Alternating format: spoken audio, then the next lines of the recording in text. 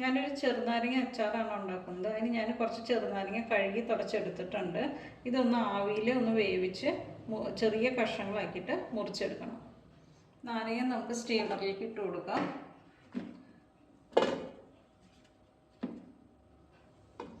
ഇനി നമുക്ക് മൂടി വെച്ച് വേവിക്കാം. അപ്പം നാരങ്ങയൊക്കെ വെന്തിട്ടുണ്ട്, കണ്ടോ, ചിലത് പൊട്ടിയിട്ടുണ്ട്. ഇതാണ് പാകം.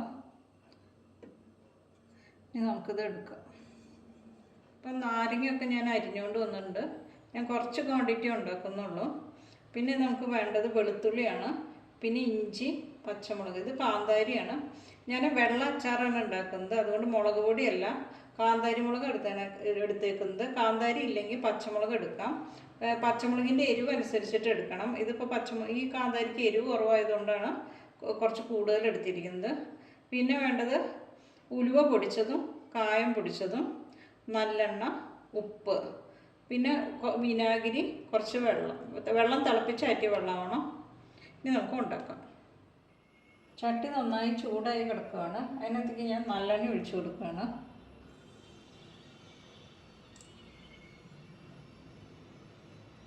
ഇനി നല്ലെണ്ണ നന്നായി ചൂടായി വരണം.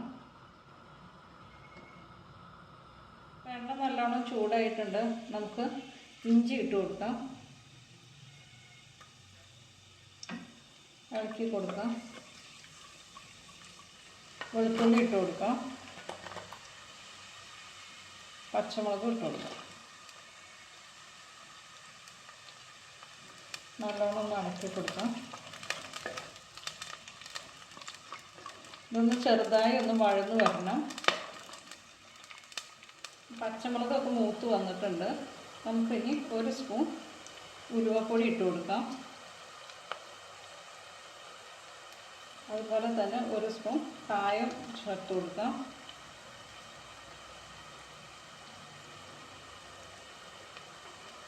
ഇതൊന്ന് ഇളക്കി യോജിപ്പിക്കാം.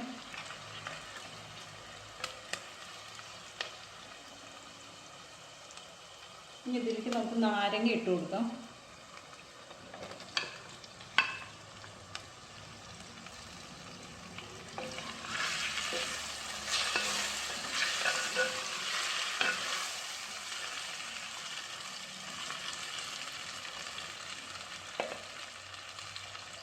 പാകത്തിന് ഉപ്പ് ചേർത്ത് കൊടുക്കാം. ഉപ്പ് ചേർക്കുമ്പോൾ ആദ്യം ചേർത്തിട്ട് ഉപ്പ് നോക്കുക. പാകത്തിന് ഉപ്പാണെങ്കിൽ കുറച്ചും കൂടി ഉപ്പ് കൂടുതൽ ഇടണം, കാരണം അച്ചാറിന് ഉപ്പ് മുന്നോട്ട് നിൽക്കണം.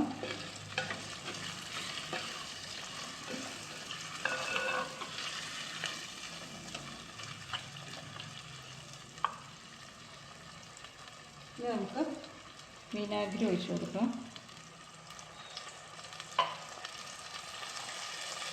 കുറച്ച് വെള്ളം.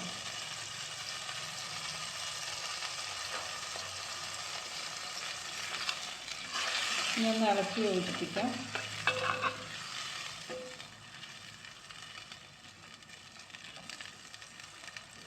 ഇത് നല്ലോണം ഒന്ന് തിളച്ചതിന് ശേഷം നമുക്ക് തീ ഓഫ് ചെയ്യാം.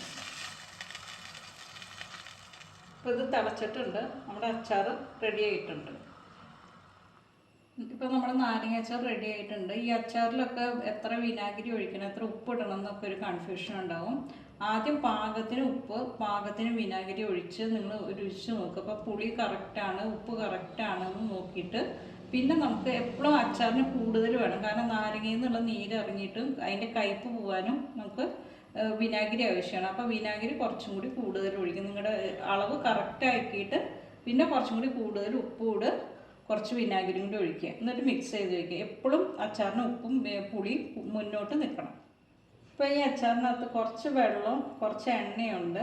ഇനി ഈ നാരങ്ങയുടെ നീരും ഈ വെള്ളവും ഇതെല്ലാം കൂടിയിട്ട് മിക്സായിട്ട് അത് താഴേക്ക് പോയിട്ട് ഈ എണ്ണ മുകളിലോട്ട് തെളിഞ്ഞു വരും. ഈ എണ്ണ എപ്പോഴും മുകളിൽ തെളിഞ്ഞ് നിൽക്കണം, എന്നാലാണ് അച്ചാർ പൂത്ത് പോകാതിരിക്കുള്ളൂ. ഇപ്പം നമ്മുടെ നല്ല അച്ചാറാണിത്. കുറച്ച് ദിവസം കഴിയുമ്പോൾ നല്ല രുചിയായിരിക്കും. അപ്പം അച്ചാർ റെഡി.